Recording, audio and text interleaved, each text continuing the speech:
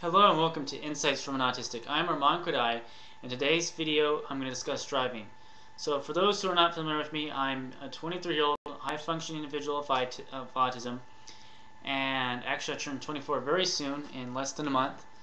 And so this video is for either those who are about to learn how to drive, or for those who do drive that have autism, or for parents who want their child to drive or are concerned about whether or not their child will ever drive or what it's like to drive. So, to get started, when in high school I had no interest in driving. None whatsoever. As a matter of fact, my parents were really big on the driving aspect and not me. They forced me to have driving lessons when I was 16 and I had my permit, but we moved, and so beyond that things never really took off. And after I moved, they were still pushing me to get my license, so I hired several instructors. I think I had 4 or 5 instructors altogether. Some of them I scared a lot, to say the least. Taking the written test was fine, but the driving test I failed 3 times, and I nearly failed it the 4th time. As a matter of fact, I got a lot of minor mistakes, 13 in total. 15 would have resulted in a fail, and then I had one major mistake was at the very end, and the instructor decided to let it go, which was good. So I could have failed it a 4th time. Who knows how many times?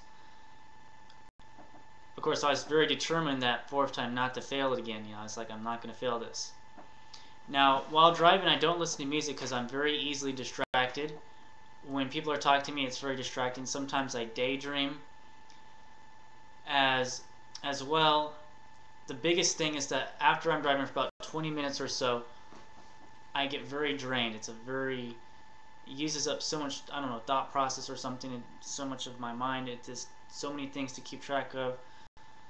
Just when I'm done, it's like I feel like I got out of like a 3-hour or 5-hour argument, even though I haven't had any arguments in forever. But it just doesn't feel all that great, to be honest. And I know of actually 2 other individuals with autism around my same age that have the same problem. When it comes to judging distances, that's also an issue. So I'm a fairly cautious driver, and I have a difficult time maybe telling how far a car really is or is not. And so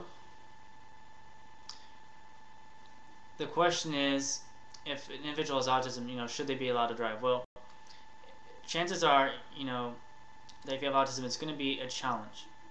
Even if you do well on the driving test, probably it's going to use up a lot of energy and stuff. If you're a parent, if you don't think your child has the cognitive ability, or if they lack fine motor skills or something like that, you might want to think about that carefully.